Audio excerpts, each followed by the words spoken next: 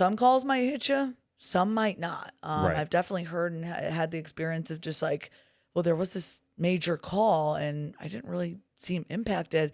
And then there was kind of this more minor call, and that really just like kind of brought everything forward. Yes, exactly.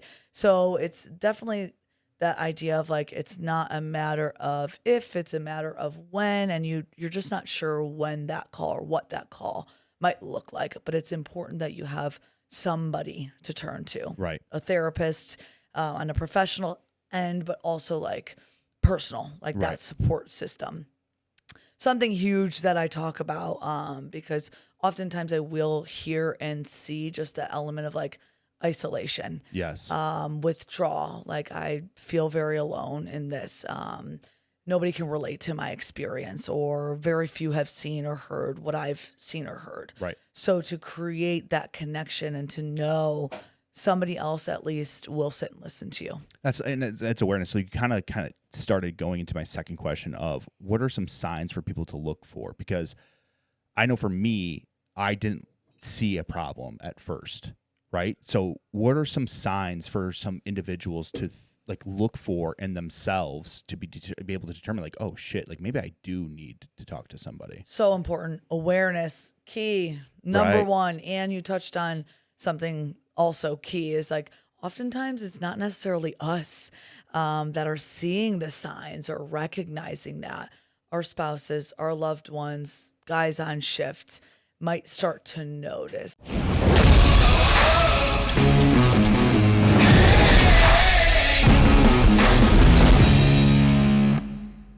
All right, welcome back to another episode of Beyond the Dispatch. We're really excited for our guest today, but before we get to that, I do want to say, I know I say this every time, but we do appreciate you guys. Please like, subscribe, share. Most importantly, please subscribe, whatever platform you're on. We really do appreciate it.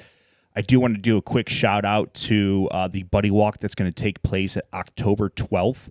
I will be there with my my family. My son has a team. It's called Lucky for Luca. The money goes to the Buddy Walk, and I believe they distribute it throughout the Chicagoland area to like Gigi's Playhouse or different foundations that help support children with Down syndrome.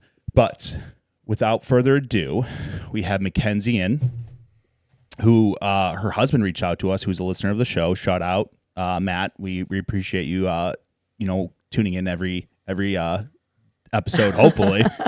But I actually, before we get to, I'm sorry, again, I do want to do another shout out. Ron Ward's father. I heard you watch every single week, brother. We appreciate you. Thanks for watching. You're a huge supporter, and we appreciate you, brother. All right, without further ado, again, Miss McKenzie, you have your therapy business, not therapy business, you're a licensed therapist with Mind Medic. It is your company. Very exciting. Your husband is a firefighter paramedic. Yep. Tell us a little bit about yourself. Yeah, so I do have my own mental health therapy business for first responders and families. Would it be called a clinic? I don't know. What would you call it? Yeah, I just call it a private practice. I was There we going to go. say, isn't Private it practice. technically a practice? Yeah, I'm at the private practice level. Perfect. So there's different levels of like mental health therapy and counseling. So private practice level, more of like along the lines of what I do. Well, one, I do all my own marketing, anything business related, network, get my own clients, Right. word of mouth, emails, calling, stopping at departments, things like that. That's awesome. But then also at kind of the level of support that I provide, it is more like I see clients 1 to 2 times a week versus like higher level of care when you talk about like mental health therapy. More so could be like 3 days a week or 5 days a week, something like that. Some of them are like you stay there for a period of time, like residential counseling. For sure. I can meet with clients and will if the need is there for like 3 times a week, basically. But that's kind of what private practice level is, which is what I do. But I started Mind Medic Counseling because, yes, my husband, Matt, is a firefighter. Love it. I also have a brother-in-law who's a firefighter. Matt and I have known each other since high school. And so I've kind of been a part of this journey with him. Yeah. So I definitely have a unique perspective on the first responder spouse aspect, but then also being a therapist. Very cool. That definitely inspired Mind Medic Counseling for me, just kind of the ins and outs of what I see on my end as a spouse and here And I'm also well aware that there is just a need for more first responder specific therapists. 100%. Yeah. So I found that there was just a lack, or there was a gap in the care that's being provided. So I kind of wanted to try and fill that gap by creating my own practice that was specific to first responders, and then being a spouse, their family members as well. Yeah. For somebody I am in therapy, it's a big difference. Like, I've tried just like a traditional therapist in a private practice. It didn't really work out very well for me. I didn't jive well. Like, it was just, I don't know, there was a connection missing. And then when I went to a therapist who was a former police officer or knew the life of a first responder, it just put you a little bit more at ease because they understand where you're coming from. Exactly. And that's what I wanted to also kind of bring to the table, that like, I understand the lingo. I understand when you're talking about certain things. Exactly. And that's what I've heard as well, is like, again, a lot of like, oh, you understand because your husband, like, you see this or you hear that, really does give me a different perspective than per se just another therapist who has nothing to do with first responder life or lifestyle. Yeah, absolutely. So even like when you get a client, I'm sure there's like kind of like an intro period, right? 'Cause it's kind of like dating somebody new in a sense, where you have to get to know that person, make that person feel comfortable. So in a sense, you kind of already have a leg up in that situation because your foot's already in the door due to your husband. Exactly. And being in that field. Word of mouth is everything, and especially within the first responder community. They want to know, oh, you know this person, you've been there, you know her husband, whatever it might be. That already starts that comfortability level, that trust, which is vital. Absolutely. So definitely that foot in the door is helpful. I also kind of pride myself just being a person and a therapist that's kind of more laid back, which I also think is important within the first responder community, is that I'm not going to be showing up in a suit and tie or what, like what I'm wearing here is what I wear in my personal life and my professional life. So I really try to just show up as, hey, I'm me. I'm a human. You're a human. I'm laid back. And I really try and bring that into my sessions. I think that's really important as well, is to kind of like, this is what you're going to get, because the clients that I see, they're giving me, this is who they are. They're genuine. They're authentic. And 100%. I want to be the same. 100%. And I love the name Mind Medic. Like, that's just such a Thank great you. My husband helped me come up with that. I knew I wanted to do something with mind. He also helped me with the logo. I knew I wanted to do something again with the brain. And then he kind of came up with the medic. And again, he's a paramedic firefighter. So that worked out really well. But honestly, once I kind of stewed on it for a while, I was like, love it. Sold. Let's run with it. Absolutely. So before we kind of dive into how you got it started, how long have you guys been open? And then, let's start with that. So how long have you guys been open, and like, how is your clientele? Who's your clientele and all that stuff? So started in 2024. So actually approaching just about a year. Yeah. Let's go. So just about a year. They say the first year is the hardest, right? Yes. And it has been tough. I will say that. I mean, I'm a one-woman show. I started everything from the ground up.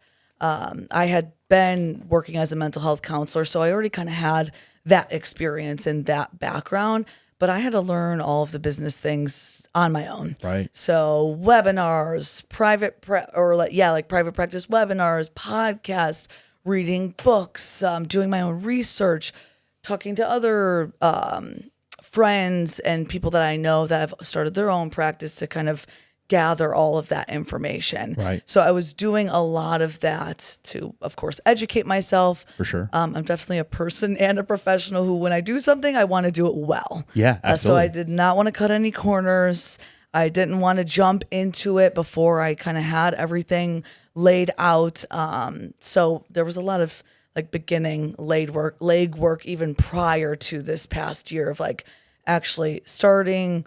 Did my website, my social medias, put it out there to the world, talk about very nerve-wracking. Yeah, for sure. Putting yourself out there. I am my business and my brand, and you're putting yourself out there. Yeah. So it's a big step and a big risk to take, but scary for sure. It was I definitely definitely think that's something Dominic and I can both kind of empathize with a little bit. For sure. Absolutely. Just starting this whole process. Yeah. I Yes. understand how you're feeling. Yeah, 100%. Yeah, you guys can definitely relate to that. And doing what you guys do regularly, Right. like that. Oh, it's always that a lot. self-doubt aspect of like who wants to listen to us talk. Sure, You know? sure, And I'm yeah. sure the same thing is like with you, because then you put it out to your friends and family, and there's always like that. But at the same time, like who fucking cares what people think? Yeah, yep.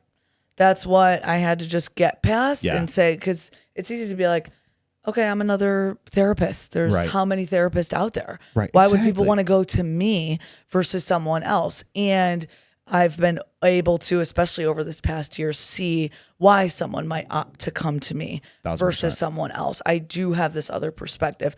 I am a spouse, and I Exactly. bring that to the table in Absolutely. my sessions, and am very forthcoming of that with my clients, As and you should. they like that aspect as well. Right. So I'm able to bring that, and again, just on a human level, like For sure. I'm a human. Yep, I get it that when your husband is on shift, something horrible is going to happen at home, and it inevitable. does, and it always, and I'm able to connect and resonate with that client absolutely. in that moment. And too, like another thing I put like Carrie and I is like we're just trying to help people, and just like you're trying to help people. So it's like, you know, if someone's talking, you know, crap about you for trying to do a greater good in this world, it's like, So do you be really it. want to talk to that person? In the So first be place? it. Yeah. exactly. And I think one of you guys said, or you've touched on in your podcast about like even just helping one person. Yes. And that is so true. Like it, as cliche as it might sound, and Don't care. when I heard that, I was like, it is true. Yeah. Because helping one person is helping that one person, and you never know what difference you just made in that person's life. But usually that translates to other people's lives. Like it very rarely stops at that one person. Yes. So I'm like, you know what? If I have one client that Is getting they help. love meeting with me, they're getting the help that they need. Job well done. That's well done. all that I need at the end of the day. 100%. So let's dive into the idea of Mind Medic being born, right? So what kind of give you look? So we off the camera we talked about your parents. Your parents were fantastic. You know, taught you how to work hard, drive. That's all huge for what you're kind of getting into now. So let's dive into how Mind Medic was born. Okay, yeah. So you kind of mentioned my parents and upbringing. I would definitely say that me, and I have two older sisters, us three Let's go. gals, and we Close? definitely got, we're close and close in age, just a few years Love it. apart, all three of us. Now being sisters, we definitely had our challenges and upbringings as kids and teenagers, As of we all course, do.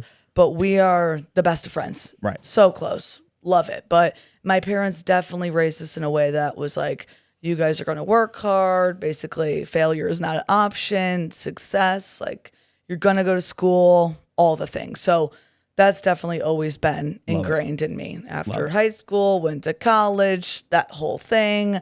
I kind of mentioned that I was like, I didn't really know that I was going to end up being a mental health therapist. crazy. I didn't know I was going to start my own What did business. you want to do? I know that's kind of a funny thing because like there really wasn't a thing. Okay, there really wasn't a thing that I think that I was like, I'm going to be this or I want to be this. I actually thought that I wanted to help people at some capacity. I thought I was going to go into the medical field. So there was a period of time that I was like, maybe I'll be a nurse. Yeah. Maybe I'll be a doctor. Okay. My one grandma actually was a nurse. But besides that, again, there's no nurses or doctors or mental health therapists in my family Right. at all on either side. So I really didn't know, aside from like, okay, maybe I'll help people. Maybe I'll get into the medical field. Medical field, not for me. Right. I do not It's like not for everyone, for needles, blood, gore, guts, all that stuff.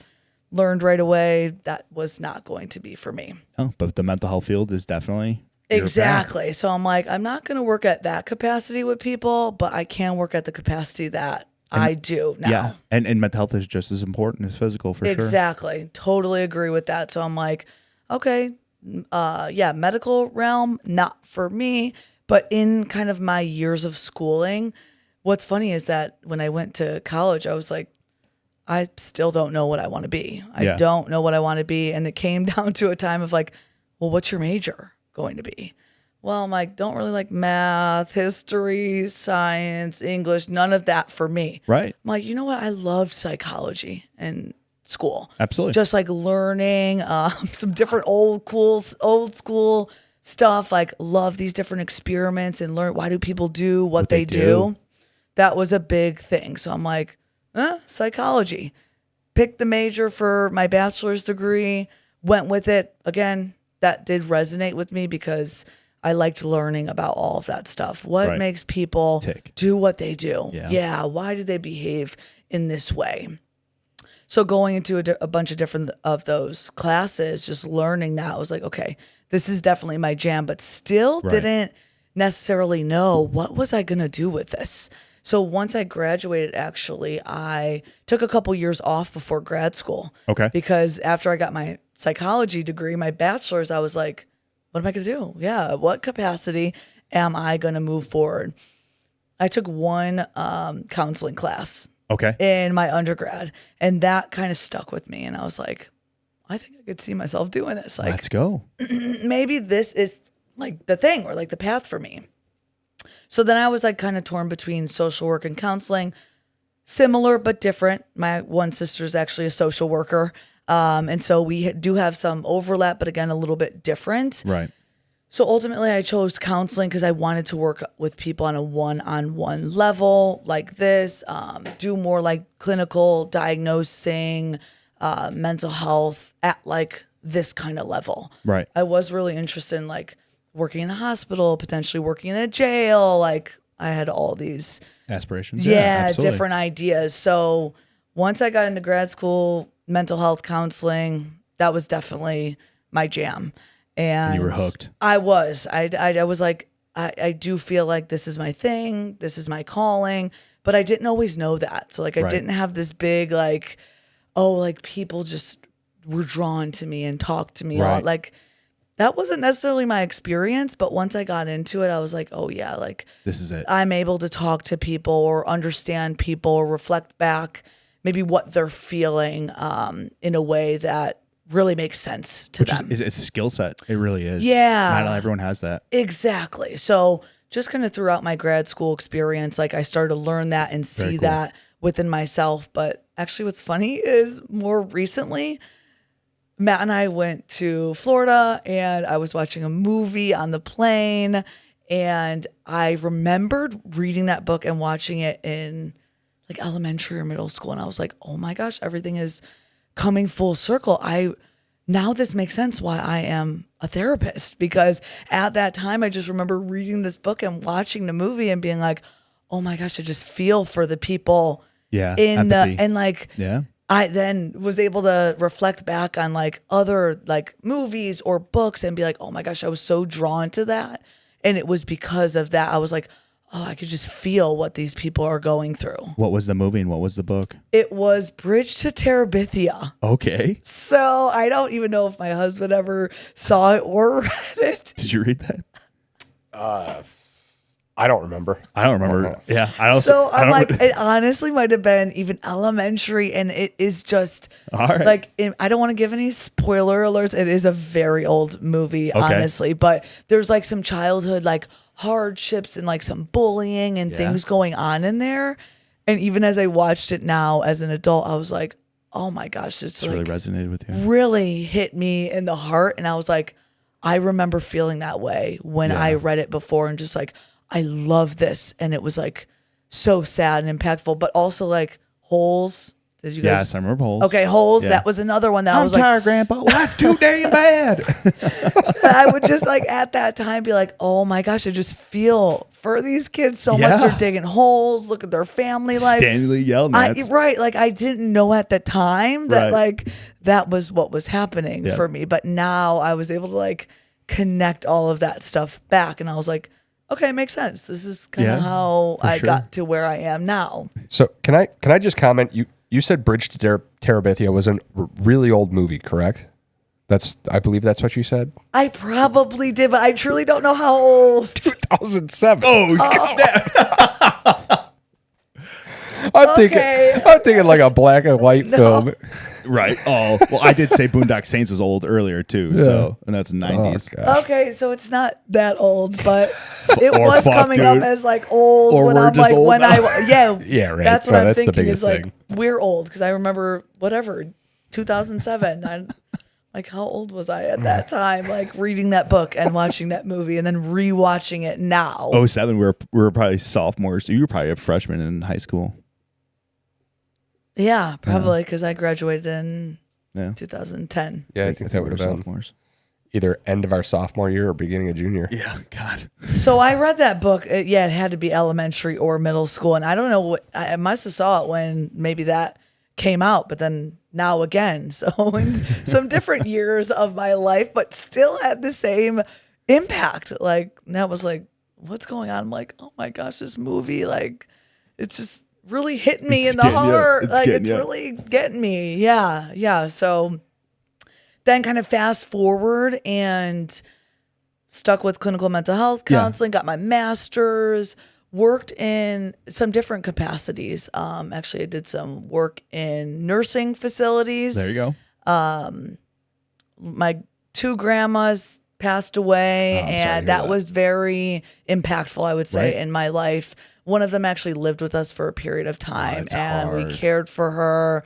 So, like, I just loved old people. Still do. Was very drawn to being around them, working with them, their stories, tell me about your life, like that whole thing. So that had me working in some nursing facilities, which again worked with people. This was all about like, tell me about your life. It's the best. Talk to me. I'm here to listen. And they loved that and needed that as well. Yes. So did that, ended up working in a psychiatric nursing facility as well. So got kind of the best of both worlds. Had its ups and downs. Yeah, I was gonna say. Yeah, that's probably definitely had tough. its ups and downs. It was tough. Again, helped a lot of growth for me and just kind of like learning. But yeah, definitely combined a lot of things. I would kind of put that into be like in the shit for us. Like if you're a Chicago cop and you're in the shit, like that's and I'm not trying to say it's a bad environment. It's a different environment, but it's a tough environment to be in. Yes. Tough environment to be in. Definitely, all in all. So like learned a lot from that experience. It was definitely came with its challenges, no doubt, but super grateful for that experience overall. And then kind of from there, I worked in a residential treatment facility for a period of time, working with adolescents and adult women, substance use, mood disorders, kind of the full gamut. Yep. And then also worked in the private practice level. So kind of had a wide array of experiences, which I loved. Yeah. I'm all about learning, growing. Love it. Getting out of your comfort zone, try something new. You have to in that field. I mean, medicine's always evolving. Yep. Always evolving. There's different tactics, different things, and you have to stay on, current to keep the best care for your clients. It makes sense. Yep. So I wanted to like gain a lot of experience in a lot of different ways and work with a lot of different people. Yeah. And I worked with kids, adolescents, adults, which again, I loved. Great experiences there. Interned at a substance use facility because I also have my certification in substance use. So again, very helpful. Very cool. Substance use definitely see within the first responder community as well, and just kind of at large. Yeah. So definitely wanted to go in that direction.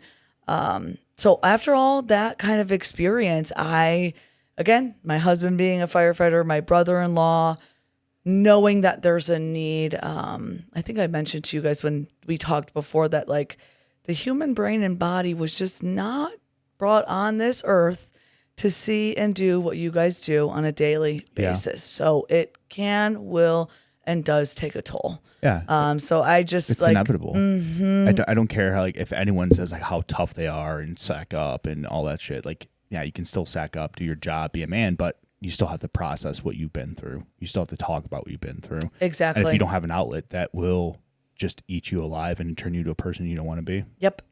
I will say though, the one thing, on that note though, is I think it also just like kind of exemplifies like how incredible the human brain is and like how it can process that and see those things. And, because I mean, there's really nothing that sets a first responder apart from anybody else other than they just decided to take a test and do that job. Right. So it's not like they're specially wired for something and they're able to, or service members, right? Like the things that they're able to go and do and achieve and see and process and not process and work through it. Just, I don't know, the mind's crazy. It is. It is. And I love that you said that because it's true. And that's something I try and highlight is like, we're all the same in this room. Yeah. We're humans and we're alive and breathing. Like, exactly. You guys went into one field, I went into another field. But like you said, in the brain and the body, there's not a different thing that says, okay, you're going to be a first responder because you were made and built like this, and you're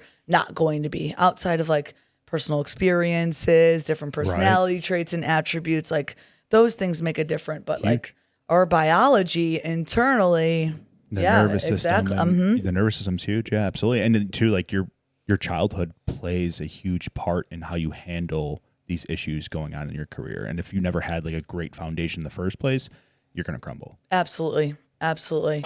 Definitely see that and hear that. So that childhood, that kind of touches back on something when we talked to Eric Lionheart. Yeah. And he was kind of talking about guys that he had treated and helped out. And one of the things, like one of the themes that he found was most of these guys were suffering a lot of these issues, not due to what they experienced in warfare, but it was really just childhood stuff that was coming out. I mean, even him, he talked about his story and everything he dealt with. And he's like, yeah, a large part of it was just from childhood. And then it was compounded by everything else. And I think that honestly plays a huge part in a lot of things.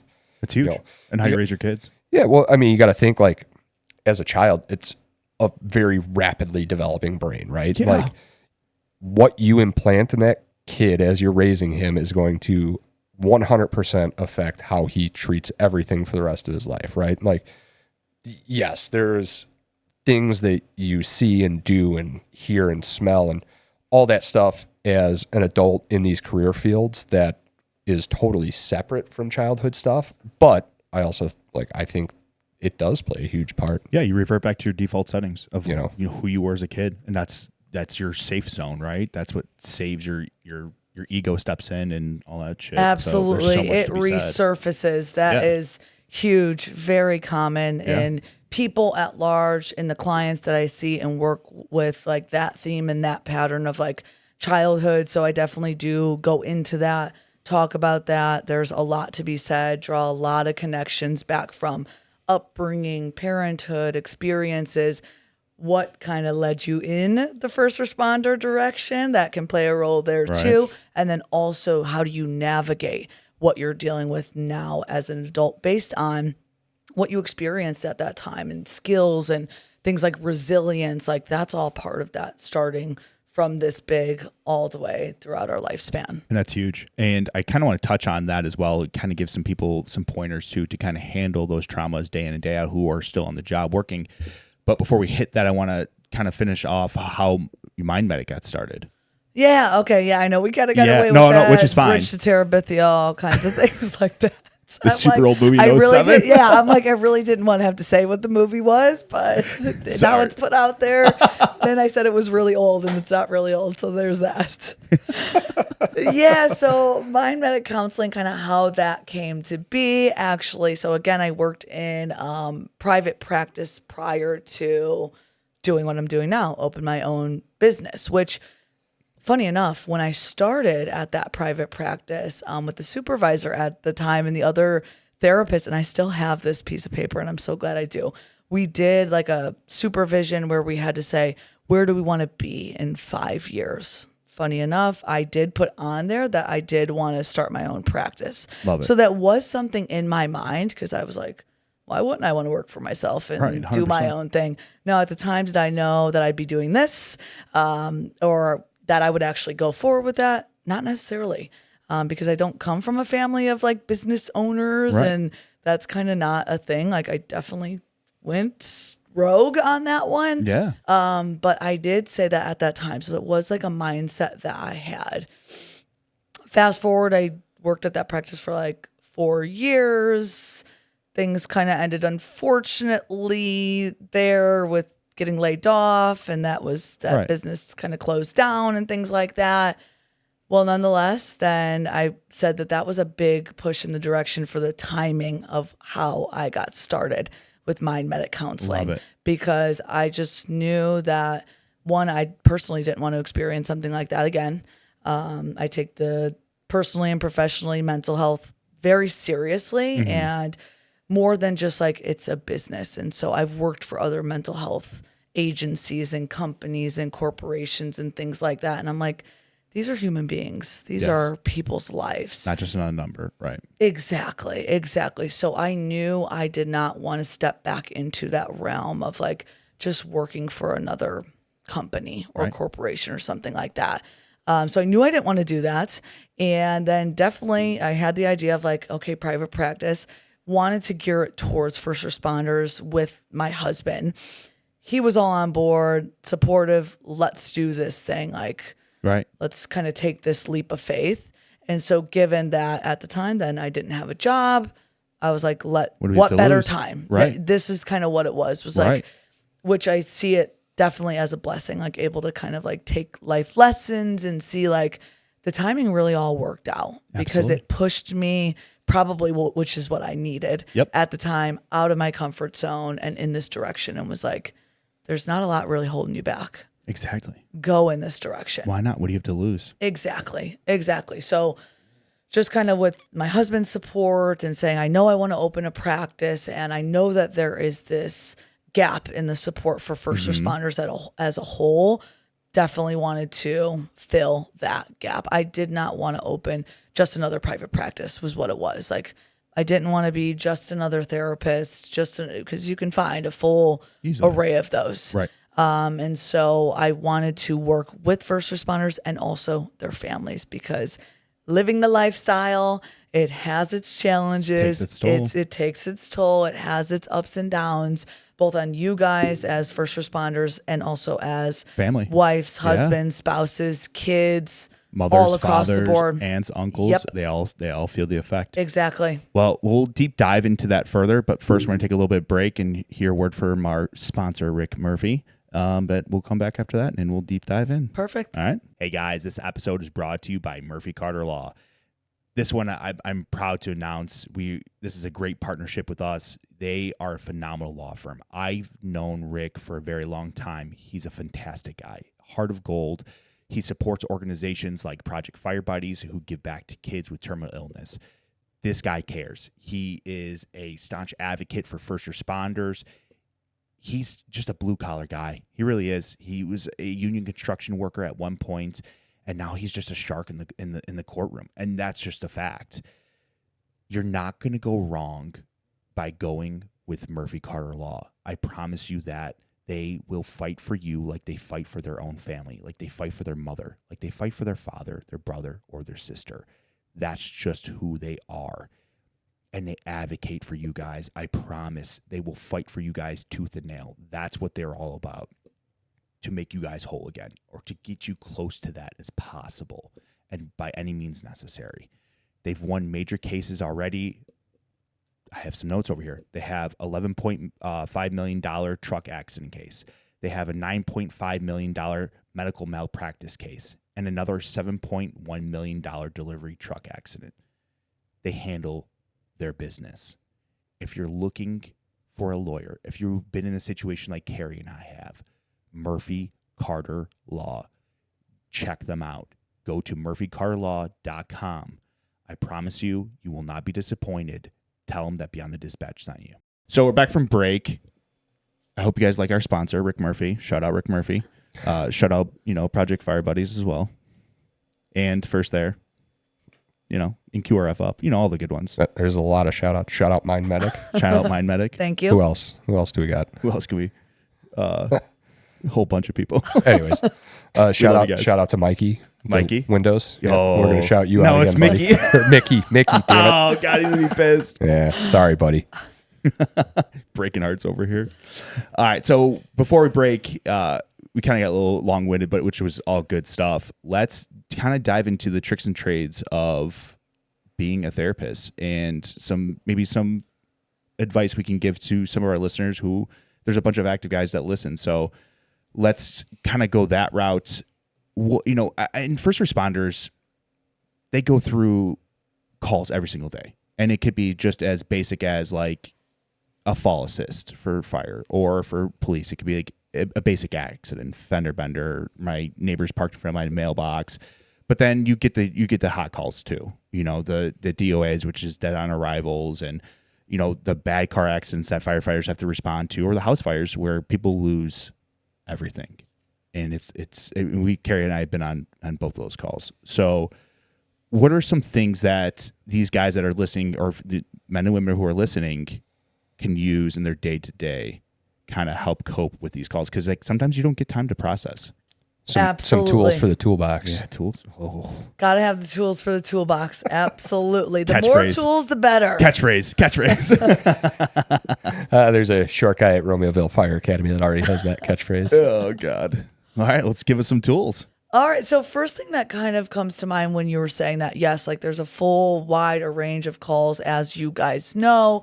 I certainly hear it in a personal and professional type way as well, kind of the range of different calls here. And the first thing that comes to mind is social support.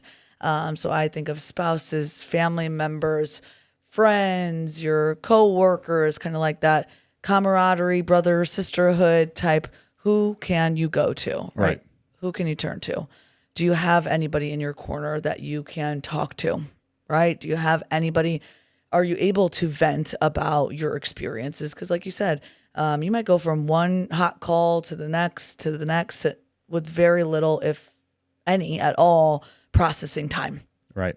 And again, in the nature of what you guys do, it's about, okay, it's not about my emotions right now or my personal experience. It's hop to this next call. I'm on duty. I'm on shift. I'm here. I know what I need to do in terms of the call.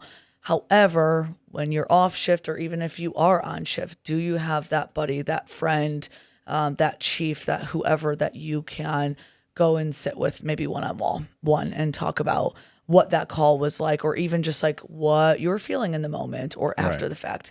Can you go home and have a spouse or a friend or a family member that you're able to kind of process further, talk about your experience, what came up from you for you, if anything, right? Like that's the idea, is like some calls might hit you, some might not. I've definitely heard and had the experience of just like, well, there was this major call and I didn't really seem impacted. And then there was kind of this more minor call, and that really just like kind of brought everything forward. Yes, exactly. So it's definitely that idea of like, it's not a matter of if, it's a matter of when, and you're just not sure when that call or what that call might look like. But it's important that you have somebody to turn to, right? A therapist on a professional end, but also like personal, like that support system. Something huge that I talk about, because oftentimes I will hear and see just the element of like isolation. Yes. Withdrawal. Like I feel very alone in this. Nobody can relate to my experience, or very few have seen or heard what I've seen or heard. Right. So to create that connection and to know somebody else at least will sit and listen to you. That's awareness. So you kind of started going into my second question of what are some signs for people to look for? Because I know for me, I didn't see a problem at first, right? So what are some signs for some individuals to like look for in themselves to be able to determine like, oh shit, like maybe I do need to talk to somebody? So important. Awareness, key, number one. And you touched on something also key, is like oftentimes it's not necessarily us that are seeing the signs or recognizing that. Our spouses, our loved ones, guys on shift might start to notice, okay, Dom's seeming a little bit more quiet lately, right? Or, Carrie is staying in his bunk all day, or whatever it might look like. And so some of those things, like we talked about, that isolation piece, withdrawing, could look like more negativity, cynicism. This is stupid. People are stupid. The world around me is bad. Some of those type of things there. I would say more of like kind of what I see or have experienced is like either internal, like kind of turning inward, which is like having a negative thought loop, like about yourself. I've done something wrong, guilt, shame, I've made big mistakes, taking it out on yourself, or then the opposite response of like maybe exploding, more irritability, aggressiveness, yelling. Again, your people around you might be like, oh wow, like, okay, you seem touchy, Yeah. like restless, on edge. Right. All of those things I would definitely say signs, like Yeah. something is up. If you've noticed a shift, like again, either just quieter, kept to self, or like again, that opposite of like more restless, more edgy, like more irritable, you're like Very something short. is likely, short. Very quick to be something is agitated. likely off. There's Yeah. something going on there. Now, is that contributed to kind of the nervous system being out of whack, or what are the causes of that actually happening? I think it's kind of important to touch on. Yeah, definitely. So nervous system being out of whack for sure. Hypervigilance, right? We're talking about like adrenaline on running these calls and this state of like going to these extremes internally in the body, and then we talked about like not a lot of processing time, not being able to kind of come back down from that. So we're in Right. this high state of hypervigilance, and we're just running like that day in, day out, one call to the next call. Yeah, absolutely. So I was going to say something that's kind of come up. I've seen it being talked about recently, and it kind of ties into all those themes. Is operator syndrome, and I know it was something that was generally allocated to the military, generally like special forces, because they run a lot of high intensity stuff, and it was those continual deployments. Those guys don't off gas, and then they never get a chance to get out of that, and then when they're done, they suffer from this operator syndrome. I know I've heard some people kind of using that also for police and fire, and it seems like it kind of ties into exactly what you're talking about. Exactly. It's so important to be able to make that transition of like, okay, Right. how do I offload all of this stuff that I've just seen, heard, and dealt with for 24, 48, 12-hour shift, whatever that might look like, being able to, one, get the body to a more calm state, Right. and then same thing with the mind. So kind of talking about that verbal processing, talking to your support system. Some people might opt to not, or talk to a therapist, or even just like journal or write about calls or thoughts or feelings. But also that physical piece there is, can you, after a call or at the end or the start of a shift, work out, for example, exercise, kind of get this restless energy, this state of adrenaline and hypervigilance to a more calm state, right? Mm-hmm. So can I do something like exercising? Can I do something maybe even a little bit more calming, breathing, yoga, meditation? So the idea is to offload that in the mind and the body. So get whatever's in your head Right. out, and then same thing, we got to do something in the body. I'm definitely a big proponent of exercise, mind and body health and wellness. So that could look like anything: walking, running, weightlifting, like I mentioned, yoga, stretching. I mean, there's full options for that, but kind of having something that you can work your body through Yeah, for sure. and put that in a more calm state. Right. And there's a lot to be said about that. I mean, you literally are forcing yourself for physical fitness, right? Which is beneficial for your body, which is beneficial for your mind, your brain. And then also it kind of gives you time to self-reflect at the same time. So you put that music on. A lot of times for me, I process a lot of my thoughts during that time. You know, the 2-hour gym session, or at the night, like near the end of the day when the weather drops and it's beautiful outside, you're like, well, that's the best time to take advantage of a walk. Yes. Watch the sun go down, and then you process your thoughts, play some music. Like it's something to be said about it, to offload. And also it's great for your nervous system too, to relax and see the sun go down. Exactly. And you brought up just like fresh air. Get outside. Yes. Sit outside, walk outside. I don't care. Like you said, watch a sunset, a sunrise. Like there is something just about like getting out. And we talked about that Right. idea of like isolating and withdrawing. Getting outside is the opposite of that. So that's kind of what we want to look at, Right. is like, if we're not talking to anybody, if we're sitting alone in a dark basement, Right. what's the opposite of that? Right. Let's get out and get some sunlight and some fresh air. Let's talk to our closest friend or wife, husband, whoever that might be, and kind of push past that, because those are the different supports and resources that are actually going to help us in those sure. moments. For sure. Y'all are going to think I'm a little crazy here, but just talking about like outside and like, so we're going to go a little like down the energy aspect of this and like, Oh, we're getting crunchy. oh yeah. Carrie's it's slowly not turning something. into a hippie. No, it's not something I like. am crazy about, right? But Please say vibes. dude, I get such good vibes.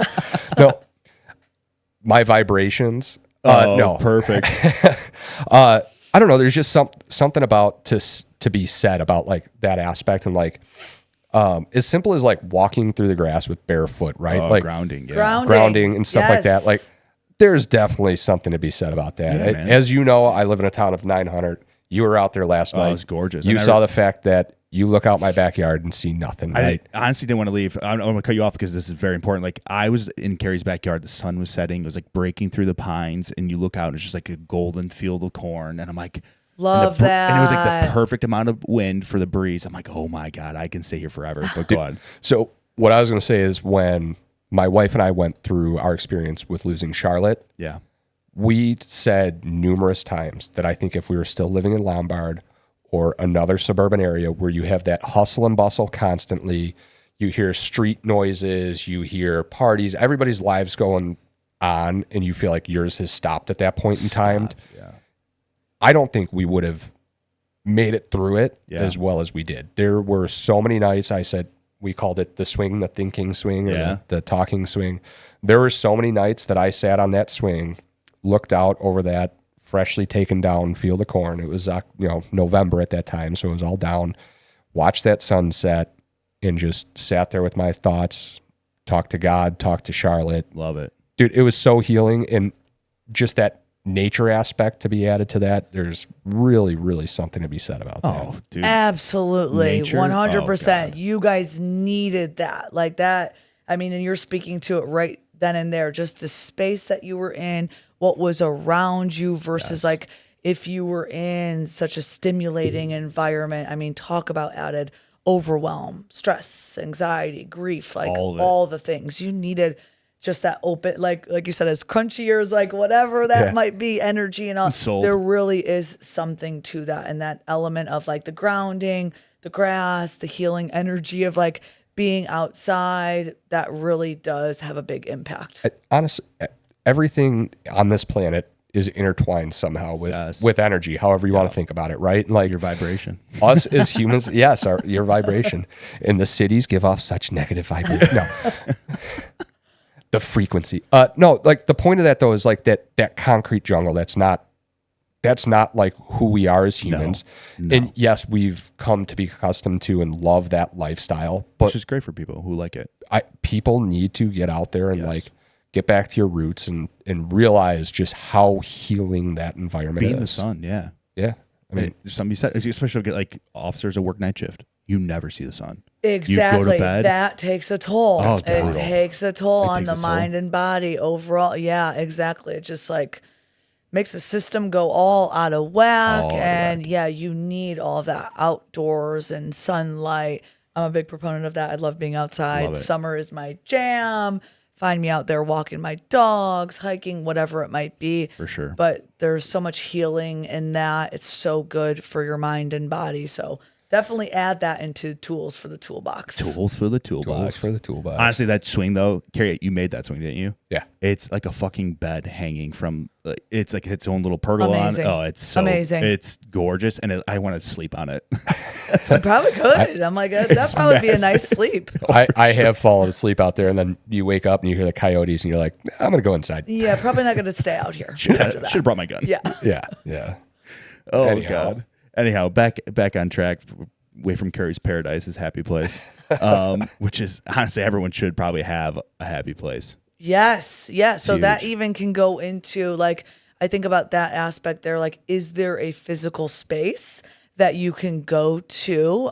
Again, whether that's like open fields, like Yes. you were at this place for vacation, there's a certain body of water, like something again that like brings you peace, brings you calm, brings you relaxation. So going to a physical place like that, or there's also like a peaceful place meditation where you can go to that Love in your meditation. own mind, which is accessible at any point in time in your life. You need some stress relief, anxiety relief, some peace, some relaxation. Go to a quiet room, sit in your car, whatever that might, go outside, and then envision that in your mind. Listen to a guided meditation that kind of brings you to that space, or even just envision like, oh, I love the beach. So that's exactly what was going to come up There's to a me. body of So water. like, just does something for the Yep. soul. Beach, sand, you got the hot sun, like you can envision all of that, and it actually like has your body feeling in those ways to give you that kind of peace The waves and crashing calm. in. Yep. Yep, exactly. So Fuck me up. that's another thing that you can do. It's accessible, and that's what I like about different tools is like, can you use them on shift, off shift, sure. whether you're inside, outside, like that they are accessible to you whenever you might need 100%. them. And there's something to be said too. So like, my happy place would be in my backyard, in my hammock, watching the sun go down, playing some music, going through my thoughts, like processing my own thoughts, like how the day went, and then how I want the tomorrow to be. And I spend a lot of time trying to be present. I think that's very important. And I think a lot of guys in the first responder field who've had to deal with a lot of trauma in their life, they don't really become present, or they have a hard time connecting presently because we're so good at shutting it off.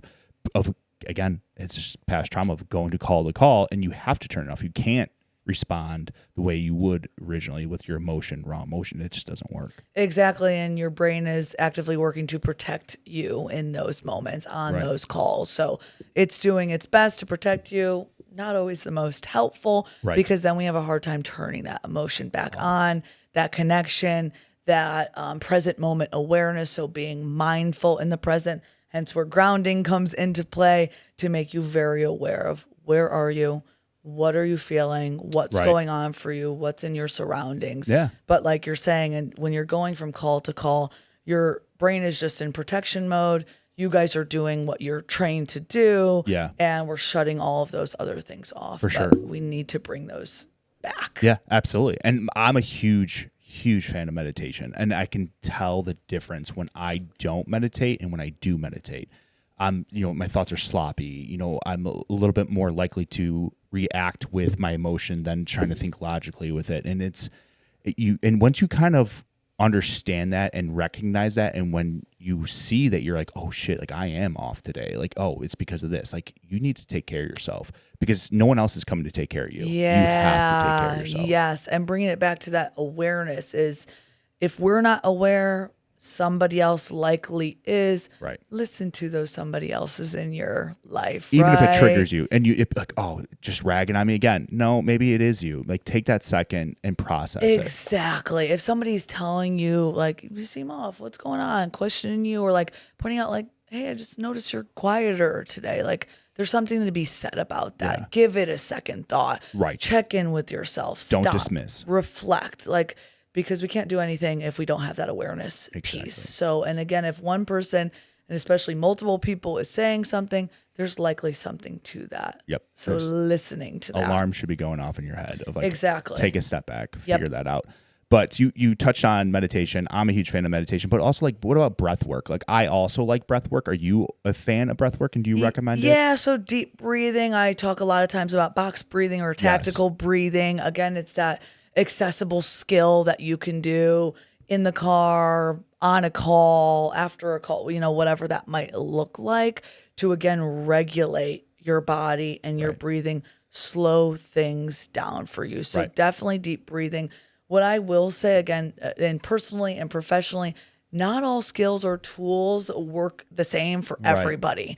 So I do like to talk about things like deep breathing, guided meditation. Some people outright are like, tried it, hate it, won't do it again. Okay, noted. Some people love it, very effective, works really well. So I would say that it's not a one size fits all, right? Just like every first responder is not the same as the next, or every therapist is not the same as the next. I like to educate on the ones that I know are effective, but what's effective for one is not always effective for another. So definitely I would say deep breathing, because there is that component of slowing down the breath, right? Allowing your mind and your body to know you are safe, you are here, you are present, right? Like, you are going to make it through this difficult experience. And when our breath is going fast, it makes it really hard to feel any of those ways. And that can lead into like panic attacks and things like that. Yeah, so absolutely. Wanting to slow things down, that's very common with first responders, this idea of like, go, go, go, one call from the next, or like, even when you're off shift, you're working, you're doing things at home. Right. So oftentimes I'm saying, slow down. Yeah. Let's pause. Right. Let's relax. Like take a break. Maybe take a nap, right? Like do some meditating and like breathing. That can be hard to do because it's really just taking a time for you. Yes. And that's about hard. you. Really hard to do. You're not doing anything for anyone else. Yeah. You're not in the hustle bustle. You're not maybe avoiding, or that's another sign. Avoidance of like difficult thoughts, people, places, things, difficult feelings, whatever it might be. So you're not avoiding anything in the moment. Like you're being very intentional and present, just sitting with yourself, by yourself. Like I said, very difficult to do, but very beneficial overall. And I think your mindset too. Go ahead. I was just going to say, like, again, common theme, stillness, like taking a moment to just be still, and like how beneficial that is to you to just have that moment. Yeah. Travis, you've talked to Travis before. Like he's a Zen master, and he is a big on stillness. Yeah, and what, I think 30 years of working in Zen, learning Zen. Yeah, dude, the Zen master. I mean, when you got a he's got a title like book. the Zen Master, I'm like, oh, I call him the Zen master. I'm like, well, I call him the Zen master. okay. I'm like, that's probably pretty true. He It has sounds 2 like he's books been coming doing out. it for a long time. It's a book, right? Or his program is Chasing Stillness. Chasing Stillness, and he just wrote 2 books, which one's on the nervous system. I can touch on it if you want. It's actually really insightful. Oh, I always like a good book recommendation, so I'm about it. So he talks about the nervous system. He was in the Navy. A lot of his good friends are, operators, and so they've seen some crazy shit. And he talks about, and he kind of just breaks it down for like us knuckle draggers out there of like, there's black, there's red, and then there's green, right? And it's a ladder. And he talks about green's at the bottom. You're home. You're safe. Everything's normal. Your tone is fluctuating naturally as you talk. Like you're not just mellow, it's you're breathing easy. And then a lot of us operate in the red, where it's like fight or flight.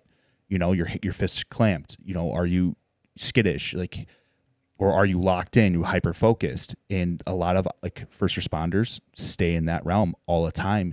And he talks about how you can get stuck in this rung, and it could be a day, it could be weeks, it could be months, it could be a year. And if you don't recognize that, there's a problem. You see our house dog? Yes. And the studio puppy. Coming for a pet. For a pet. I love it. And then he talks about black, which is just like lights are on, no one's home. Like you could talk to me. I seem calm. I'm responding. My tone is just neutral. And I seem at peace, but I'm not. And he talks about being able to recognize that. If you can recognize it, it's great for you, because then you're like, all right, I can see I'm in the red. And it's actually a really cool story, because I was actually on the phone with him telling him what I thought about his book. And I'm like, dude, it's phenomenal. It made a lot of things like kind of click in my brain. You explained it the right way for me to understand. And then every time I talk to him, I'm locked in, because he always has some super insightful things to say. And I'm like, God, I never thought about that. Like, that's awesome. I want to read this book. Yeah. I'm intrigued. Or just talk to him. Yeah. Every time I talk to him, it's at least for an hour, over an hour. And he's telling me something, and then I'm thinking about something that's going on in my life, and I just zone out.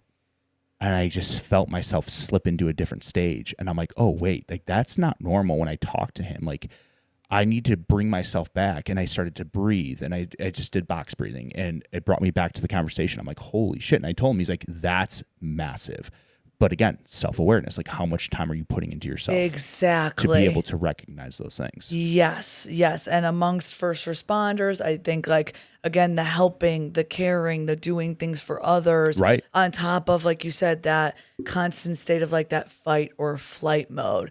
Very easy to not be self-aware. Yeah. Very easy to be maybe more aware of what's happening around you, or hyper-focus on one thing or the other, rather than kind of having that insight on yourself. And so you may or may not recognize what's happening for you. What are you thinking? Right. What are you feeling? Right. What would support or help look like for you? Yeah. And that's oftentimes I'm not really sure, right? It's kind of the response or something that I'll hear is like, I don't know what I need. I don't know what I'm feeling. Right. I don't know what's wrong with me in this moment. I just feel like there's something going on. It doesn't feel good. Yeah. And it's something, honestly, this is great advice for spouses and family members. recognizing that in your spouse of, oh, they're in red. They're hyper focused right now. That's why when I ask them, what do you want for dinner? They snap at you because right now they don't care what's for dinner. They think something bad's going to happen of someone's about to kick in the door, or we're at the store and I'm scanning everywhere for threats. Exactly. Yes. And then spouses being able to recognize like that response, which as a firewife myself, like thinking about that, it's easy to take that personal. Right. What did I say? What did I do that just set them off? Right. And then you become self-conscious with yourself, and then you start prying. And honestly, that's probably the worst thing to do when someone's stuck in a red or black, like, and you start prying, you're only going to agitate that person. So it's a delicate little dance you got to play. It is definitely. Yeah. I'm glad you touched on kind of that spouse bit there, right? That element there. Because like I said, it's easy to take those things personally and think it's something you've said or you've done. But if you kind of have learned, done your own kind of personal work, you and your spouse have that communication there, maybe an understanding of what you've just seen, what you've just heard. Again, communication is key. Huge. It is key. So knowing like, okay, you just got off shift, you dealt with this call, or you just seen or heard whatever it might be, it's likely something that's happening for you right now on the inside. Nothing to do with me at all, or what that thing was that you wanted for dinner or whatever. Right. You're probably in this elevated state. So to know that on the end of a spouse is really important, because then you might be able to like, one, take yourself out of it. It's not personal. Right. It's not you. You're not the problem. You might be needing some kind of level of support. Do you need time and space? Right. Do you need to go take a hot shower or exercise or get outside in some fresh air for a moment? Right. Exactly.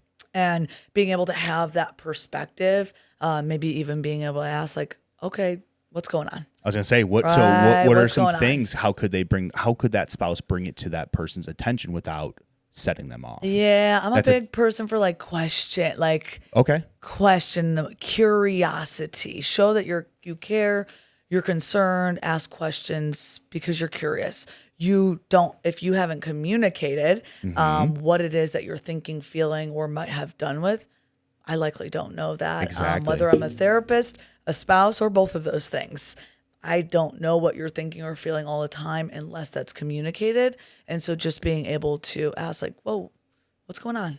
Yeah. Like, what was that about? Right. What do you maybe need right now? And sometimes it's even offering like, okay, maybe I'm just going to pick dinner tonight. Right. Like, you go take a shower, go outside, like go do something. Right. But so again, I can ask the questions, I can offer those type of things, but then it's on the other person to take you up on that kind of thing, communicate openly or honestly, and or opt to be like, yeah, you know what? I need to go like have some peace of quiet right now. Right. Which is a huge topic too, right? Where that's the balancing act, right? It's okay. How's your tone? What's your mental status at that point in time? Like, are you also aggravated because of the way they're acting?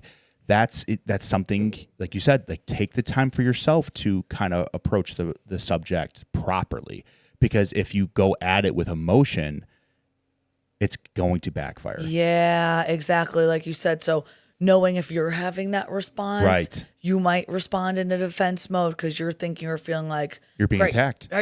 Great. Here we go. Yep. I'm on the other end. I need to defend. You might come at it at the same level that they're on. Not helpful. Likely going to be some butting heads. Exactly. Not going to go well. What started from what do you want for dinner can easily turn into spiral. The thing you did last month or last year or whatever that might look like, right? Not helpful at all. So also recognizing, where are you at? Are you feeling like you want to respond defensively? Are you thinking that it's something that had to do with you personally? And or are you able to like maybe breathe yourself, put things into perspective and be like, okay, just got off shift. Maybe there's something up that he hasn't communicated or needs a break, whatever it might be. Absolutely. If you're able to come at it from that perspective, then maybe just being able to like ask that kind of question, like, what do you need? Are you okay? Anything you want to talk about? Right? Like something on your mind. Yeah, that's for sure. I'm definitely like questions or like noticing like whoa, like I just noticed you kind of got loud Yeah. there. Like We good? noticing, Yes. pointing that thing out in the moment. Because again, awareness, you may or may not have recognized the tone of voice or like How it came how off. you responded in that Yep. moment. Yep. Another person might be able to be like, whoa, like you just kind of shouted or your tone of voice was increased. Off. Like, Yeah. what's going on Yeah. here for you? And it might be that moment that says like, oh, okay, yeah, actually, like Yeah. maybe I'm in my head right now, or Right. like this last call or whatever is like sitting with me or stuck with me. Right. And it could also be like financial stress, whatever's going on at home. It just, all that stuff builds and builds and builds. And, you know, it's, if you don't off gas it, you carry it with you day to day. So it could be as easy as like, you know, responding like, hey, you know, your spouse asks you, what do you want for dinner? And you're like, I don't care. Or I don't care, whatever you want. Like there's a difference in how you say, I don't care. And recognizing that is huge. But you said something about control, and that's something I think about a lot, and I try to live my life by is control. And there's something to be said because, like, first responders, type A, we want to control the situation. We want to, you know, you're not moving, you're sitting there. Or it could be a patient call. Carrie's working on his patient, and there's a lot of like movement, and it's a sketchy situation. So it's like, hey, I need to be able to do my job properly. You need to control the situation, and that's what we're trained to do. Well, it's very hard for first responders, I think, also in their personal life, right? Because you want to control and dictate what people do in the conversation. You guess what? In your personal life, it doesn't work that way. Yeah. And then when you always are trying to control what other people are trying to do, that also affects you negatively. And then that also brings in more anxiety. It's like focus on what you can control, and that will also dictate the situation as well. So important. Control across the board, definitely first responders. Right. Certainly see it, certainly hear it personally and professionally, but human beings at large, we feel safest when we're in control. That's Yes. safety. That's comfort. We want to have control of our environment, right? Right. Then we know what to expect. Exactly. And so you guys, with the nature of your calls and the work that you do, there's so much unexpected already wrapped up in that. Oh, yeah. And then think about life as a whole. Right. Expect the unexpected because it's going to happen. It's bound to happen. Yep. But we want to control people, ourselves, the environment, things around us. We can't do it. It's not realistic. And we fight to do that, but we cause ourselves a lot more pain and a lot more suffering in Right. trying to do that. Right. And something you said for you, like after 4 years, and you're like, what am I going to do now? Right. You had a goal in mind. You have goals in mind. Like you're like, oh, I think I have at least another 5 years or whatever it is that you feel comfortable with. Planning for the future, there's a little bit of a joke, you know, a little caveat attached to it of like, oh, you're planning for the future, but you have no clue what the future holds for you. Exactly. Or what tomorrow holds for you. Exactly. Yeah. So you have to really look at what is within my control versus all of these outside factors. And there's always going to be outside factors. Sometimes I think for first responders and human beings at large, we feel like I don't have control over anything. Someone else controls me. Something else controls me. Life is so out of control, and it can really feel that way. And again, that plays out. We'll see that just in our mind and in our thoughts or in our behaviors that things are feeling very out of control. And then we kind of try and grasp at these straws to gain control of whatever or whoever we can. 100%. And when you're in that moment of feeling overwhelmed, stressed, just kind of think back like, hey, listen, what comes. What happens. Like once you kind of change your perspective on things become a little bit easier of like, you know what, this is just another challenge that's brought in front of me. How am I going to get over this hurdle? Not of strict panic of like, oh, I'm never going to get past this. You don't know that. Exactly. That's kind of the emotion showing up first in the moment is like that panic. I'm never going to make it through. What am I going to do next?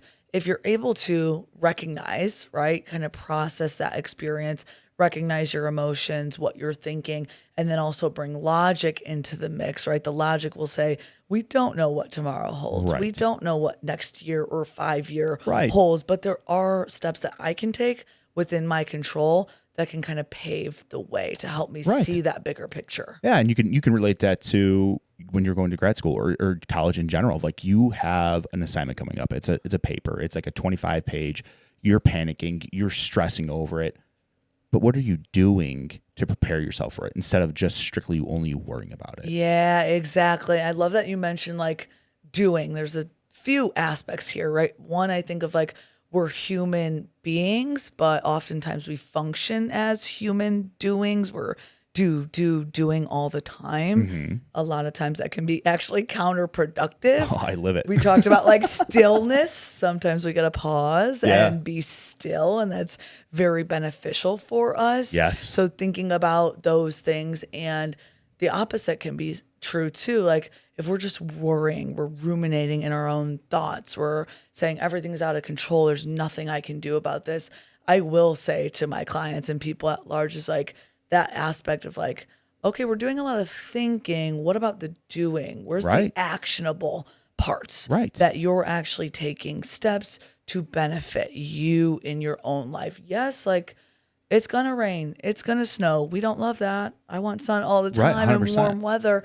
Those things are out of our control. Exactly. Let's look inward. What are the steps that we can be taking and actually doing the things versus like, well, I'm thinking about it. Or like I'm feeling. There's a piece missing here that we want to combine all of that and move in the direction of the doing. Again, balance is key in all of this. Sometimes we need to be just the being. Sometimes we want to activate the doing, but there's a fine, nice line. That's where the balance comes into play. Oh, I couldn't agree more. Gary, you have anything? I was just going to say, I kind of feel like I embrace the fact that I have no control over anything. Oh, dude, we're on a rock spinning through space. like look at this guy. You think you're in control? Like, let's be honest here.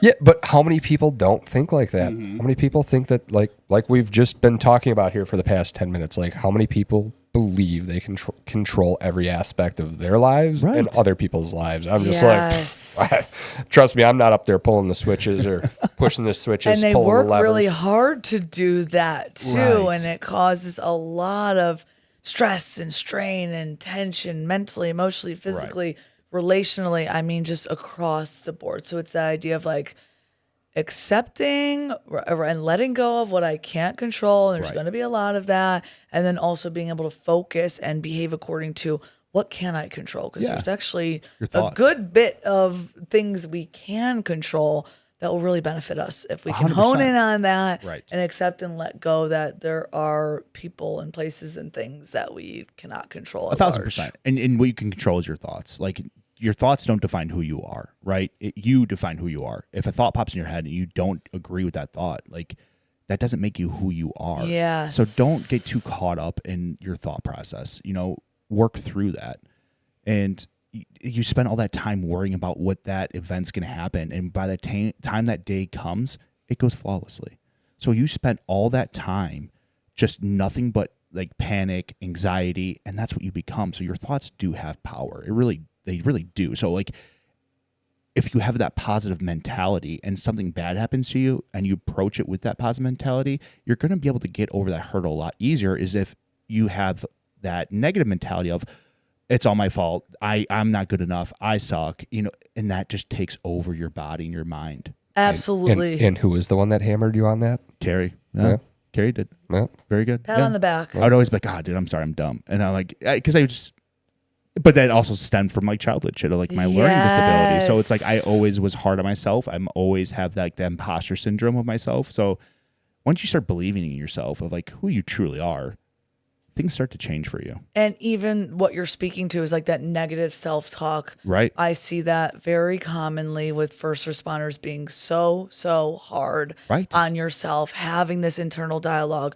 I'm dumb. I keep making mistakes. I can never do anything right. Those words do have a lot of power because that just plays out in everything you do. You truly believe that. You look in the mirror and that's what you see. You believe that it plays out in what you do across the board in your personal life and your professional life. I just do it to myself to keep myself in line at times. Well, it's also like there's other with self-criticism. I think being honest with yourself is huge. And a lot of people don't want to be honest with themselves. Yeah, it takes a lot to do that. You have to be vulnerable. You have to look in the mirror. Shame, all those things are negative emotions. And and then your ego steps up to take care of that, right? To protect you. Like, oh, I have to be. You're fucking human, dude. Like, exactly. Don't forget that. Like, you make mistakes. It's how you respond and learn from that mistake, and then what actions you take afterwards. It's huge. We're all human here. Yes. We're all just trying to survive and exist and get through day to day. And I like that you pointed out like emotions, and I like to put emotions on a not necessarily in categories of good and bad or positive and negative, right? Because then it could be easy to be like, I don't want to feel these emotions at all. Yeah, like these are bad. I put these in a negative box. I can only feel these emotions, but we need the full range of emotions. You and can't all, shut it off. Exactly. All emotions are acceptable. They're all appropriate. Yes. What's not necessarily is the behavior that might be attached to that emotion. Okay, so no, it's not okay if I come in here and start breaking everything in your guys' studio. Not okay, right? Whether I was angry or not acceptable. So that's the not acceptable that I do that at times. I would have to say no. Wouldn't recommend. Would not recommend. That's a sign to look for. Yeah, exactly. Tool for the toolbox, buddy. Exactly. Hey, I let myself have my moment where I'm pissed off at my project and I break something, and then I feel better, and then it's gone, and then I don't carry it with me. Like and when I was framing and things weren't going well, nothing in the world felt better than taking my hammer and putting it through the wall sheeting. I knew I had to fix it later, but for that moment, everything was good. And you know what? Yeah, in that moment, I would say, one, if it was a project you're working on, it's for you, it's about you, and you don't care that you're going to have to refix this, go for it. Because there is something that can be said of like getting out that like physical energy, right? Like, so thinking about breaking things like punching, boxing, wrestling, like all that, there is something about that. And so that's why I'm like, that's fine. It was yours. You don't care that you broke it. Do your thing. I mean, I kid with it because I know it's not really like the best form of dealing with anger, but you just one of those things. Get it out. There's healthier forms. Exactly. Like physical fitness. Exactly. Going for a walk. Yeah. Framing got it out. When you're rough framing, you don't learn. You're amped up on caffeine. You're listening to metal music at like the highest volume. There's compressors. No, not even dad rock, like death metal, like hard rock for hard dudes at hard times. Yeah. Rocking hard at 69.9 FM. You're literally surrounded by angry guys. Oh God. Yeah, so that will probably amp up the anger a little bit, make you want to throw a hammer through the wall. There's a lot of anger on job sites. You slept into a therapy session with Gary. Yeah. Got some traumas you want to talk about, buddy? No. Lay them out there. Let's go. Right. Let's solving the world's problems right now. She charges $300 an hour. Yes. Standard rate. It's worth it. There you go. Well, I think we hit and covered some good topics for people to kind of pay attention to. I mean, we hit on all, like recognizing yourself, all that stuff, your own emotions. We've talked about meditation, breathing, the benefits of therapy, some things we can look out for family members and for people who are in the field. I want to start touching on your career as a firefighter life too, because I mean that's a whole nother thing. It is. But we'll take a quick break and then we'll jump back into it. Okay. Sounds good. All right. So as we're on break, you said something while you were going up the stairs. I want to touch on, because we talked about being nervous or worrying about something. And how were you when you first came in the studio? Nervous. You were nervous. Yes. Why? Yes. Well, kind of what you were talking about, and that's what we were talking about. That idea of like our thoughts having power like that, just like thinking like, oh my gosh, this is out of my comfort zone. What is this going to be like? What if this turns out horribly bad, terrible, awful? All those kinds of thinking, right? Absolutely. Like the worst case scenario. Exactly. Added nerves, added anxiety, right? Yeah. Versus, and kind of how I said, it was like, okay, I was driving in, I was trying to tell myself like, you got this, you're good, breathe, like, you talk to people for a living. This is fine. Do your thing. It really does make all of the difference, because I could feel my own heartbeat going up. Oh my gosh, chest, what's this going to be like? I'm like, just breathe. You're fine. Just see, right? Like get into the experience rather than our thoughts kind of talking us out of it, which it could have been easy to be like, I'm not going to do this. I've never done anything like this before. Right. This could turn out terrible. I don't think so. Don't do it. I think you're killing it. Cool. I think Thank you. Great. It's going to be a great episode. I think it's going to be very definitely beneficial. Pushed me out of my comfort zone. Shout out to Matt for reaching out to you guys. Shout out to you guys for basically saying like, you're going to be fine. You're going to kill it. Do it. So here I am, loving it. Killing it. love this experience. It's kind of like skydiving, right? Like you're like, yeah, hell yeah, I'll do it. And then you like get up in the plane and you get to the door and you're like, oh shit. Am I really going to do this? Yeah, the lights are on. And then either you got to jump or someone's going to push you out the door. Right, And exactly. we might have pushed you. Yeah, there was some nudging, definitely some nudging there, but all for good reason, I would say. Yeah, Because then what I was saying was like, oh, I'm feeling great now. Like my nerves have gone away and feeling much better and much more natural with things. But yeah, I might have not have come if I listened to those thoughts that were saying like, this is going to be bad. Like you're going to embarrass yourself. Don't do it. You've Stop done all none your of head. those things Cool. at I'll all. take it then. That's how we roll rolling. on. That's how we roll on Beyond the Dispatch. Just keep it nice Rolling and easy. with it, yep. Nice and easy. Well, speaking of rolling with it, let's dive into being a firefighter's wife. So how was that lifestyle for you? Because did you know going into the marriage? I mean, you've known him since high school. Yeah. So known him since high school. We've had quite the path and the journey ourselves. We kind of like dated way back when, went our separate ways. Like he worked, I went to school. He started like the EMT school, paramedic school, firefighter school, all of that stuff. We always like remained in each other's lives, friends, like our families were close, all kinds of things. So I was very familiar with the process of what he was doing. We've been together now since 2013. He started what was it? EMT school in 2010. Okay. So he was kind of already working his way through, but then we were together by the time then he was going through and graduating firefighter school and paramedic school and testing for departments and that whole thing. Did you go the private ambulance route? Did do some private ambulance All you work. firefighters do the same thing. Did do some of that. Go ahead, you can say it. No, I was just going to say it's just a nature of the beast. Nature of the beast. There you have it. Kids these days have it easy though, because they could just get on any department they want. Which the way is testing nuts. is now. Yeah. Which is nuts. Oh, well, anyways, back to the I've story. heard that there's been quite the culture shift and some changes and things. Oh, It's just yeah. it's just over the timing. years. All it is timing. Yeah. Well, I mean, in law enforcement, like when I tested, there was a shit ton of people. The auditorium or gym was packed. And now it's like you're lucky I was if you gonna get say, over yeah. 100 people to come test. I'm sure. People don't want to do it. People, I don't blame them.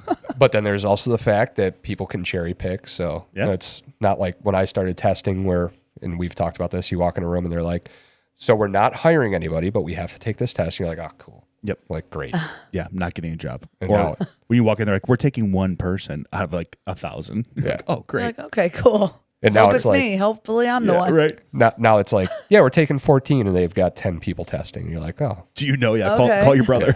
Do they want to take a test too? yeah, exactly. Anyways, So you guys kind of rekindled your relationship. He was already a first responder. He was working the private ambulance service for the first year, and then kind Yeah. of went the full route. Yeah, so definitely an adjustment. Yeah. Like being together, moving in together, like, starting our all adult lives and all of this together. Careers, yeah.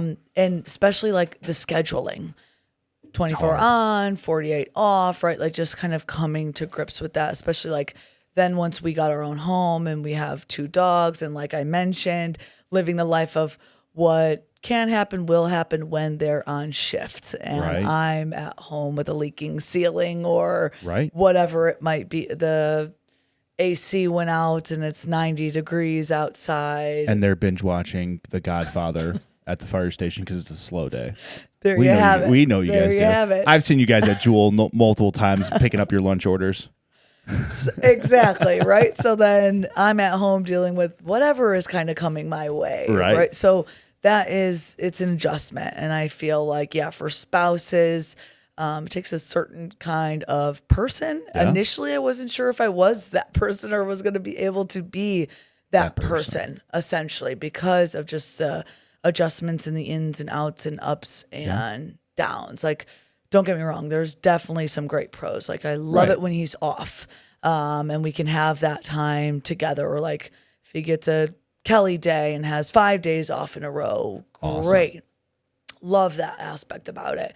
Love the nature, obviously, of what you guys do and being a helping profession. I'm in a helping profession myself, right? In a different capacity. So just the nature of like caring about other people, Right. wanting to do good, right? And all of those aspects. Love that. It's a part of who he is and how he is, and of course, what drew him to be a firefighter. Oh, 100%. Love all those things, and it definitely comes with its challenges. And the of- negative sides of being held over for overtime. Then Yep. he's there for 48 hours or 36 or whatever it is. And time spent away, Yep. missed holidays, missed birthdays, anniversaries. I mean, the list goes on top of some of the things that carry over from shift to shift. Yep. What he's seen, what he's heard, what then is he coming home with? What's going on at home? If something did break down at home and he's just getting off shift and had a really rough shift or some really tough calls, and then it's like, oh yeah, and your broken AC is waiting for you at Yeah. home. Like that's going to be an tough. added stressor and an added challenge. So especially if they had calls running all Yep. night long, because then they get back, they go back to bed, and they get woke back up, and they go back out, and they go back here, and they get back to bed, and they get called back out right before they're supposed to get off shift. Yep. So- Exactly. Then we have lack of sleep Yep. coming into play, and that's usually going to be lack of patience, irritability. Yeah, that very short fuse. And again, that might look like I'm either going to come home and I'm going to dive head first into let me do this, let me do that. But again, there's kind of like this edginess that's Oh, yeah. existing, or Sharpness. it's like there's so much going on. I'm past my limit. I'm overwhelmed. I'm overstimulated. There's a house full of whatever going on. I'm checked out. Yep. Like I can't take on any of that, right? So for me, it's kind of like I'm along for the ride. It's a roller coaster. Where can I provide support, either pull back or step up? Right. Whether that looks like what can I take on at home? What am I willing, able, available, whatever that looks To do, like. capable, yeah. Take some things then off of his plate if he's communicated like, oh, I was up all night running calls, or like I had this really rough experience here. Okay, then I already am anticipating what's going to happen when he comes home, and what can I do to Right. help and be a supportive spouse. That's a good partner. Teamwork. That Yes, is what I was I gonna would say say. It teamwork. is. Oh, it's key. It is everything. Like as a first responder spouse, like to have that teamwork element here to work together. Absolutely, because we can't do our jobs by ourselves. Therefore, it's the same thing in marriage. You can't have a happy, productive marriage if you're just one-sided and one person's doing it. It has to be a group effort, a team effort, and that just collides with being in the first responder world, or in that field of medical or therapy, police officer, firefighter, military. I mean, it all translates. Yep. And even in like construction too, and people who are not a first responder, that still translates. If you're working, you're a bricklayer, and you're working around the clock, and you're working doubles, and then you're working the weekends. It's the same thing. Exactly. So across the board, regardless of what profession you're in, if you're a human being, communication, can't say it enough, and definitely teamwork, that supportive element that we're working together rather than against each other, having that understanding of the other person, and then that communication, like I said, is like, I don't know what you're thinking or feeling or what you've gone through unless you've been able to communicate that to me. I'm not sure how I can offer you support. I can ask. Yeah. I can maybe give some suggestions, but at the end of the day, you know what it is that you need in the moment. Do you need space? Yeah. And quiet time to yourself? For sure. Do you need someone to listen to you? Are you looking for feedback? You're the one that's going to be able to communicate what those things are in order to get your needs met and show up as the best spouse, first responder, your best self, whatever that might look Yeah, like. for sure. And then I kind of think that kind of goes into as well of secondary trauma. So how do you handle secondary trauma, I guess, with your husband and then also your clients? Yeah, great question overall, right? Because my job is really to listen to whatever my clients are bringing to the table at Yeah. any given moment. Something you said too about empathy overload as well. I mean, that's tough. Exactly. Yep. So being able to recognize what are my limits, right? When is too much for me, whether that's the amount of clients I see in a day or how I'm scheduling my day or my week. Where's my energy level overall? Am I noticing some things in myself like, oh, I just had a client come in and I'm noticing like I'm having a hard time listening to Right. them. I'm having a hard time being empathetic. Right. That's an indication for me, like I need to do something to take care of me. Something that I definitely do, exercise at whatever capacity. I mentioned I have 2 dogs, love them very much. Love being outside, and warm weather is my jam. So getting out, walking my dogs, definitely try and make that a priority. It's good for them. It's good for me too. Yeah, absolutely. Love to do that. We also have like a little workout area set up in our home, in a room in our home. So doing some exercise in there, yoga, doing some meditation, guided meditation, like you mentioned, like deep breathing or breath work. I like to read as like a calming activity at night. But I also am sociable. So I love spending time with my friends and my family. I mentioned that I have 2 sisters, so they're great supports. We're all close and close in age. So just being able to go to one another to, again, talk to about what's going on in my life. Yeah. And all those positive things, that's all great for the soul. It all feeds your soul. And that's what you should be doing, is doing things that feed your soul. Exactly. So that's what's important for me, of course. Being a therapist, I have to, I will. It's of the utmost important to me to maintain confidentiality, right? So whatever's said in session stays in session. So those things stay with me, between me and my client. That's not something that I'm sharing or talking about with anybody else. However, I can talk about if I'm noticing I'm feeling exhausted, for example, or like I'm lacking sleep, or, you know, I maybe haven't done my best with like exercising or eating well or doing positive self-care activities for myself. So recognizing that in myself, turning to my own supports, which again is so key to have, to talk about maybe what I'm experiencing on a personal level or a professional level of being a business owner and a mental health therapist and the challenges that come along with that. So being able to have somebody to turn to and talk to about those things. Yeah. And you've touched on so many good things of like physical fitness, mental health, meditation, you know, yoga. All those things are great, right? Not one of those things are going to fix you. I think it's a combination of those things, and then sleep, and then nutrition. If you can get all of those in one nice little package, you'd be surprised how beneficial it is truly to you. Absolutely. And as a therapist with my clients, I really hone in on that and highlight, again, that's what makes us a whole person. But as a person, personally, that's what I hone in on for myself as well. Like, did I get enough sleep? What is my nutrition looking like? Have I been moving my body at what capacity? Like, am I snuggling my dogs? Like, am I spending time with friends and family? If one of those things is off, it has a way of impacting all of those other things around it.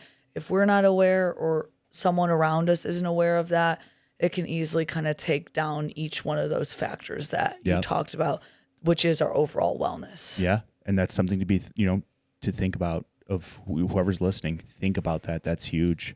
Carrie, do you have anything else? Nothing else. I was going to say, like, quick recap, some things we've talked about: stillness, grounding, vibrations, teamwork, communication. Some crunchy stuff, some good stuff. I think it's all crunchy stuff. It's all about perspective, brother. Should we talk about microplastics if we're talking about crunchy stuff? Oh, we can talk about microplastics and food. We can talk about the processed foods. Oh, and man, we could really go off. We could really go off on a tangent about all those things. Save it for another day. Yeah, it's true. Like nutrition, like that stuff does affect your brain. The chemical makeup. It really does. Yep. Do you have anything for the listeners before we kind of wrap it up? Anything else you want to say? I don't mean to put you on the spot. Anything just in terms of like what we were talking about with, it's just in general, any like little snippet you want to leave with, or kind of message to anyone who's listening? I know it's a big question. Oh yeah, it is. Wow. Okay. I might have to think about that. Give you a second to think. Okay. So people can find you at Mind Medic. You're on social media, so we're on Instagram, Facebook, TikTok. I'm on Instagram and Facebook. You can find me at mindmediccounseling.com is my website. Okay. You can go on there, check out the services that I provide. You can go on there if you're interested in scheduling an initial intake video or phone call with me, just to kind of ask some questions, get to know me a little bit more.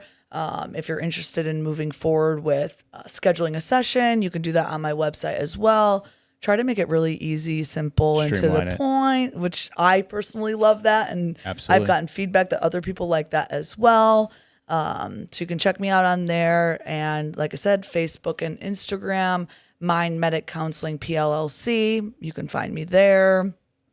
You can contact me in my phone number, which is 815-200-8727. Send me a message, give me a call, reach out. Like I said, if you have any questions for me or you just kind of want to get a better feel for me, don't hesitate to reach out. Love it. You won't know unless you try. That's the most important thing. But I can tell you, McKenzie is very, very easy to talk to. I can tell she's great and passionate about what she does. And truthfully, that speaks volumes. It really does, because somebody who actually has their heart and soul into what they do is very important. And you're not just like a random person like, I got to go to work and listen to people's problems. You legitimately care. I can see that. I appreciate that. Absolutely. I hate to be all like, oh, my passion, but it really is true. Like, and you work in your life. I started this business for a reason, because I really am motivated. I'm really passionate about serving first responders and their families. Again, obviously my husband, myself, there's such a need out there. I like that you said, like, you never know until you try it. True. I came and did a podcast today, and I wouldn't have known any other way. Kind of similar along the lines of like therapy. I do say is like, it doesn't hurt to reach out. Right. Make that call, send that message. Right. I'll try and get back to you as soon as I can. I really do care. It is of utmost priority to me. And so if I'm not the right fit, I could maybe try to help you find somebody who is. And that's the most important part. And that's the idea, is like, if you reach out, you could maybe find someone who can offer you some extra support. Right. You can maybe get some extra tools for your toolbox and really find maybe yourself in the process, or just some additional support that you might have been needing. Right. And just like Carrie said, therapy's not for everybody. And if you feel like there's something in your life that's lacking, what's the harm in trying, right? If you have insurance, you know, your department's going to cover it, or whatever you're due for work. Why not give it a try? Because just like you took the leap of starting your own business, people can take their leap and start bettering themselves. So exactly. If you feel like you can benefit, give her a call, you guys. You're not going to be disappointed. I do mean that. You are a really good person. I think you're a great therapist, and you have the right mindset, and you definitely have that way of connecting with people who work in this field. Thank you. I appreciate that. Yeah, and I did want to touch on that, just to say, like, there doesn't have to be anything wrong with you or like major that's happening in your life. Truly, everyone and anyone can benefit from therapy in some way, shape, or form. Right. So I really try and, like, again, take stigma out of it, really normalize that we're all humans, which means we all have mental health and wellness and all of the things. And so you don't have to look at this in a sense of like, oh, well, nothing's really wrong with me. I don't need to be fixed. Great.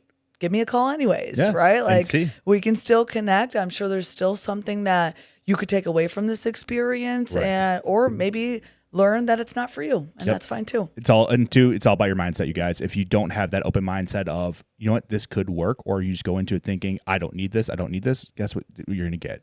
Your thoughts have power. Absolutely. So go into it with an open mindset, and you'll be pleasantly surprised, I promise. Couldn't agree more. Well, we're good to go? I think so. I love it. All right, you guys, we appreciate you tuning into another episode of Beyond the Dispatch. Carrie and I really do appreciate you guys listening week in, week out. Everyone that we've shout out, we do appreciate it. Hit us up. Let us know what you guys like about the episode, what you didn't like about the episode. If you want somebody on that we haven't talked to, or there's somebody you think we should talk to, let us know. But most importantly, please subscribe, tell a friend, tell a phone, tell a Carrie, tell anyone. Smoke signals, carry pigeons. We like it. We'll catch you guys on the next one. Carrie, anything? No, I got nothing. Have a good one, guys.